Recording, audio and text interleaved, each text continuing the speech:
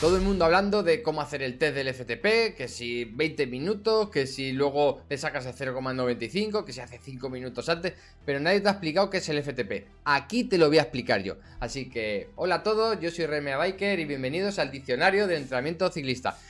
En esta ocasión, en 5 pasos, te voy a explicar todo lo que tienes que saber del FTP. Y que paso número 1, ¿qué es el FTP? El FTP es un marcador de rendimiento.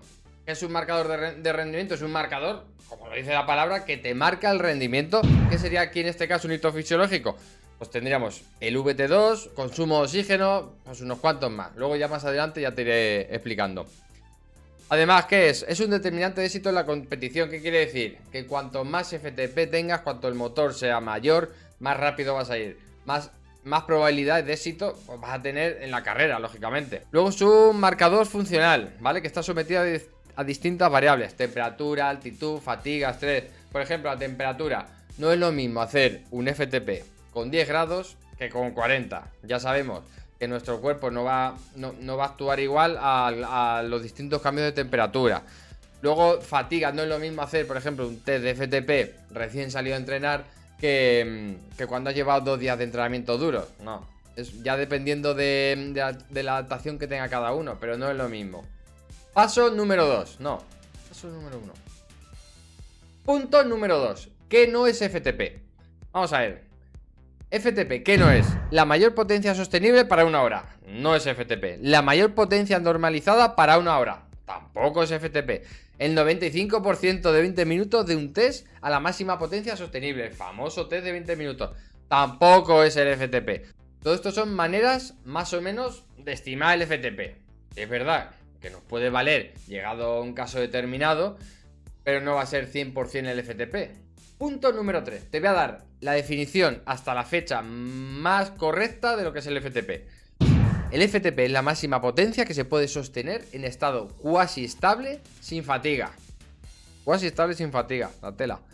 Cuando la potencia excede de FTP, la fatiga ocurre pronto, efectivamente. Y en general aproximadamente en una hora en ciclistas muy bien entrenados. Bueno, depende. Depende de la fisiología de cada uno. En unos pueden ser 40 minutos, en otros pueden ser 80 minutos. Depende de la fisiología de cada uno.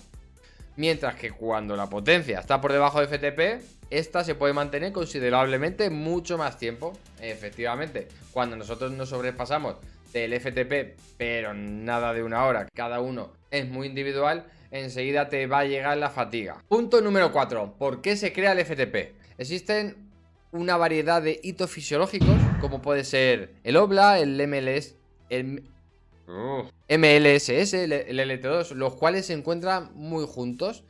Por eso se creó para determinar un parámetro que fuese más o menos fácil al deportista, en el que el deportista supiese que una vez pasado ese límite, la fatiga le iba a llegar con más rapidez de la que le estaba llegando hasta entonces.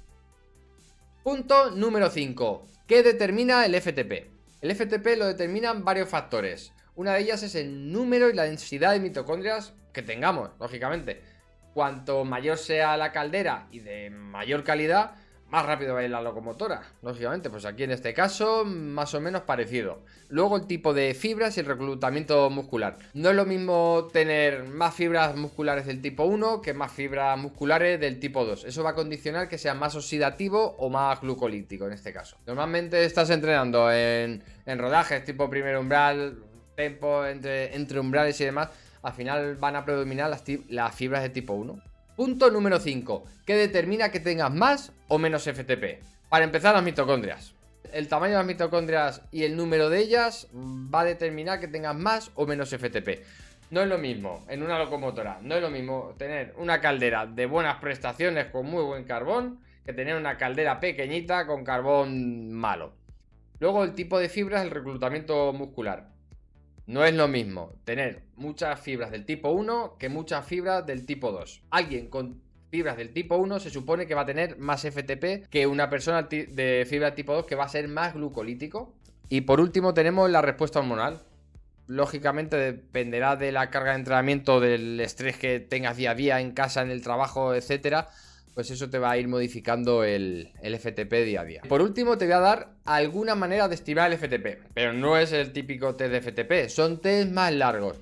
Cuanto más largo es el test más fiable, es la estimación de ese mismo test. Entonces, vamos a ver, a este por ejemplo, tenemos un test de 35-45 minutos. No menos. Pues mira, se hacen 3 partes, por así decirlo.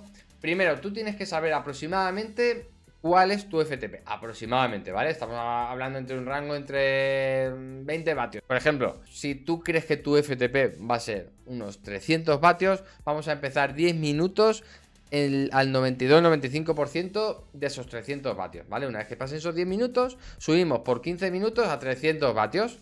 Luego, si puedes más, vamos a hacer entre unos 10-15 minutos gradualmente, intentar subir gradualmente la intensidad, si no es en vatios, la intensidad percibida, hasta la extenuación, hasta que no puedas más. Haces la media de esos 35-45 minutos y ahí te daría el test estimado de FTP. Tenéis 4 ejemplos muy buenos para hacer una estimación del FTP. Bueno chicos, esto no es todo. Si quieres saber más contenido sobre entrenamiento, suscríbete al canal, dale a la campanita y una vez que lo hayas hecho, te dejo aquí el siguiente vídeo. ¡Adiós! ¡Adiós! ¡Adiós! ¡Adiós!